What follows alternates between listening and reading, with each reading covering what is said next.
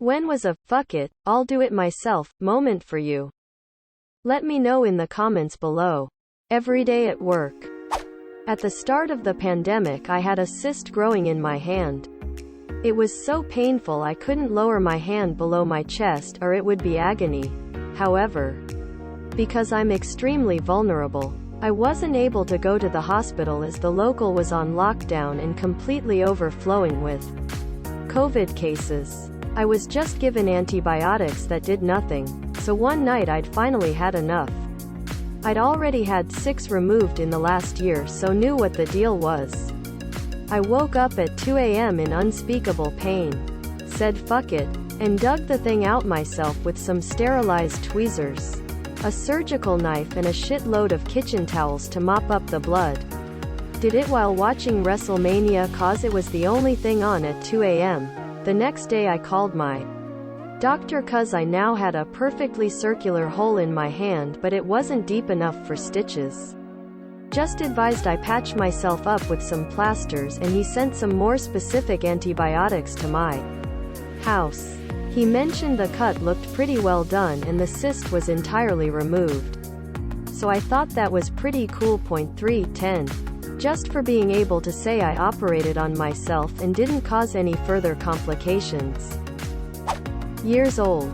Was begging my parents to teach me to ride a bike for well over a year. Maybe even 2? I felt like the last of my friends to learn, and it was embarrassing. I finally went into my dad's toolbox that probably weighed as much as I did and tried about a dozen fucking tools until I managed to figure out how to take off my little pink training wheels. I spent the next couple weeks non-stop teaching myself how to ride a bike with zero help. Absolutely fucked myself up numerous times. No one noticed or cared, except my friends who were stoked when I finally rolled up on 2 wheels. I am 30 now and I weirdly find this to be a pivotal moment of my life. It seems insignificant, but to feel the power of self-sufficiency at 8 was pretty dope and really built my confidence. Part-timer mopped the freezer with water. Literally any group project in school. I had a group project in college where my group completely flaked. Skipped meetings. Missed deadlines. Never delivered. The day we were meeting to combine all our parts into a single report, no one showed. Didn't even email their parts. Turns out, they all planned on writing their parts that day. The day before it's due. They had nothing. And now weren't even going to try.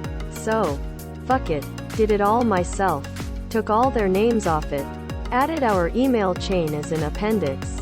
It wasn't until I was presenting it in front of the class solo that they realized what happened. I bought a house recently and the previous owners didn't leave the mailbox key. I had a million other things to do, so I figured I'd call a locksmith and let them deal with it, after getting jerked around by 3 different guys who refused to even give me a ballpark on cost. I said fuck it and drilled into the lock myself and replaced it. Got the job done for $30. New lock plus a wrench I had to buy, instead of probably $1. The very first day home after my second open heart surgery. I was 6 years old, sitting on the kitchen floor playing with my Hot Wheels. And I realized had to use the bathroom. After being in the hospital for weeks, I was taught I had to be very careful. I was dosed with morphine and couldn't feel that my sternum, which had been sawed in half, was still healing. I called for my mom to come pick me up and help me to the bathroom. No answer. I called again. Nothing. Well, I'm obviously not peeing my pants. I'm a big girl. Damn it. So I very carefully pushed myself to my feet and walked unaided for the first time since my surgery. Freaked my mom out and she was super apologetic that she couldn't hear me calling.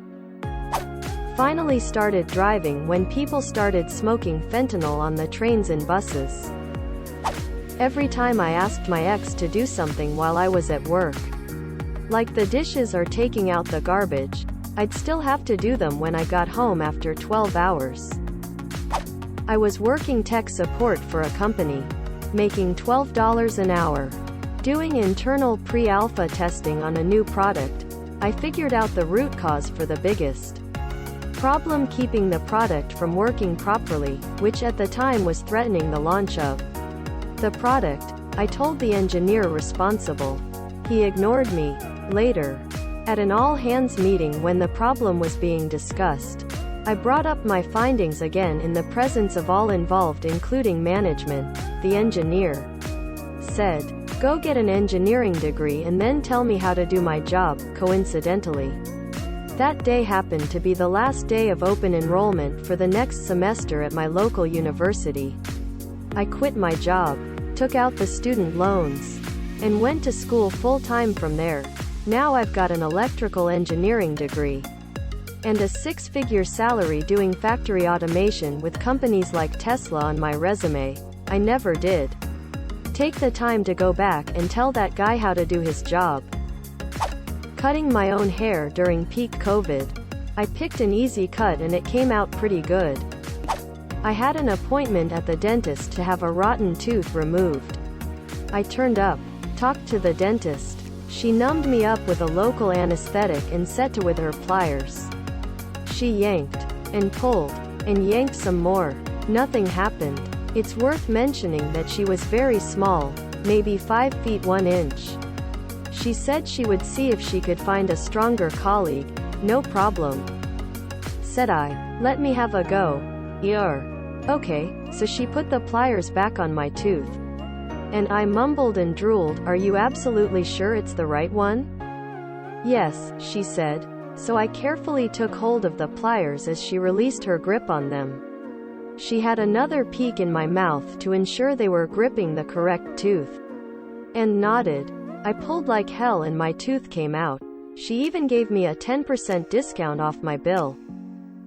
Senior year of college. I was apparently the only one capable of actually doing anything hardware related for our senior design project. Told one of the group to do a basic ass thing.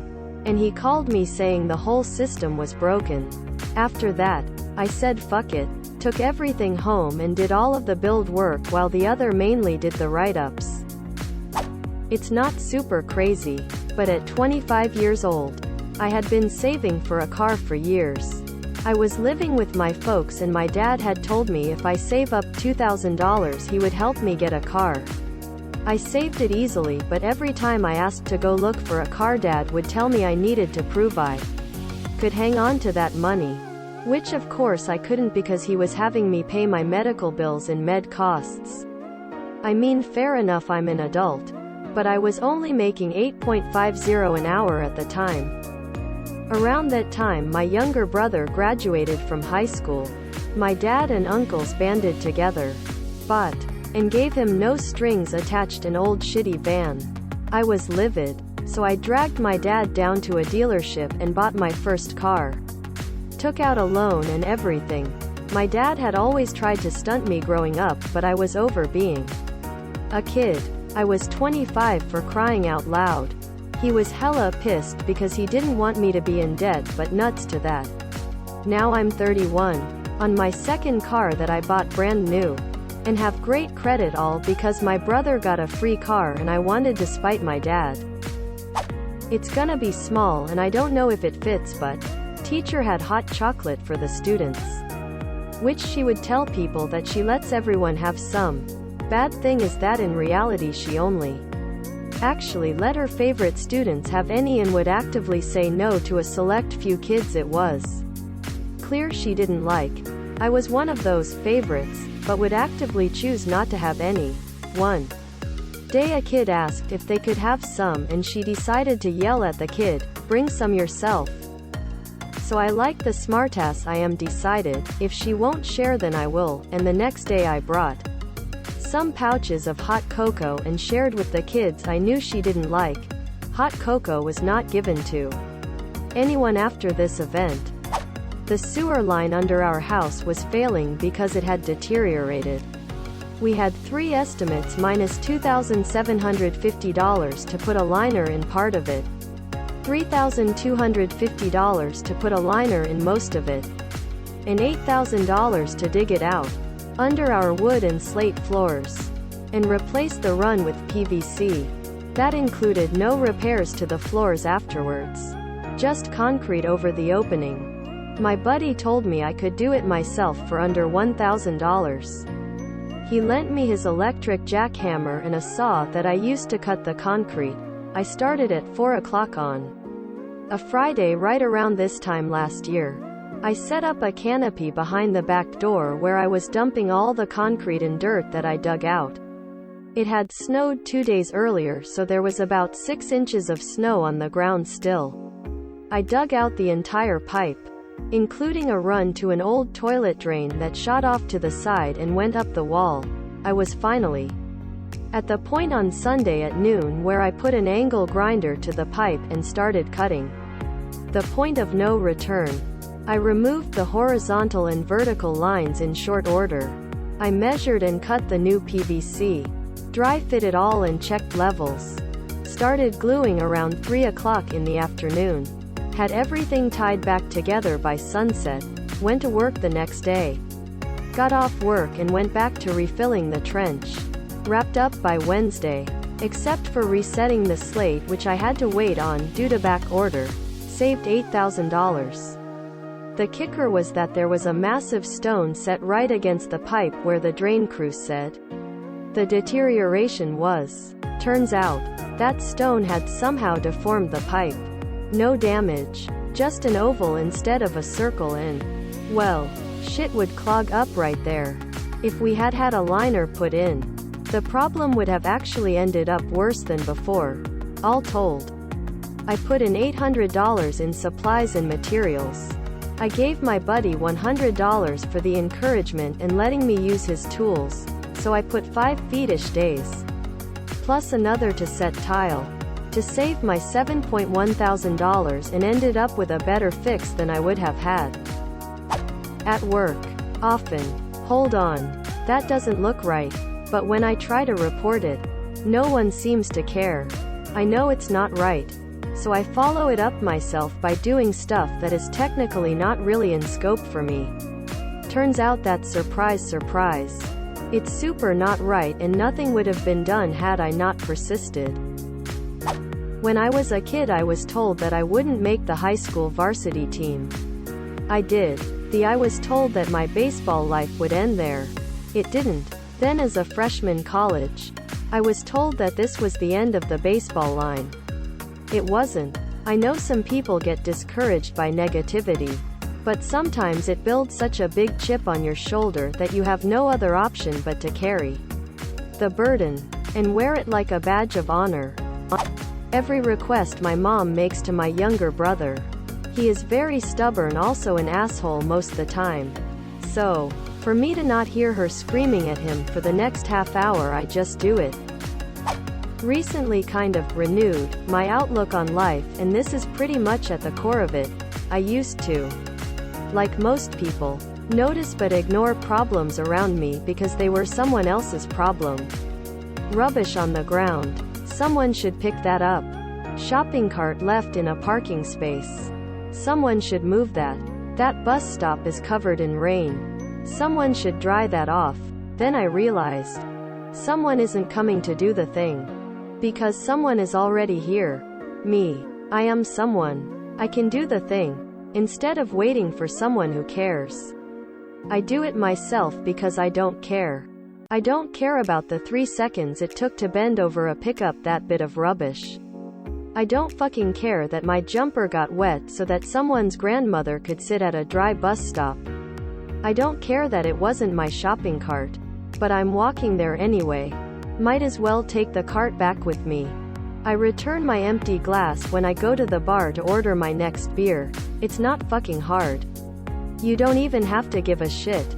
Ha ha ha. So, next time you see something and your brain says, someone should do something about that, remember this. Remember who you are. You are someone else. You can do it. Nothing can stop you. And if someone asks, why are you doing that when it's not your problem? You can say, somebody once told me. Getting through severe depression. 2 hideously bad therapists. A couple horrible pastors. Fundamentalist awfulness. Finally I just said, fuck it, I'll do it myself, and got a job as a janitor and clung to it for 2 years just so I could prove to myself that I could stick with something.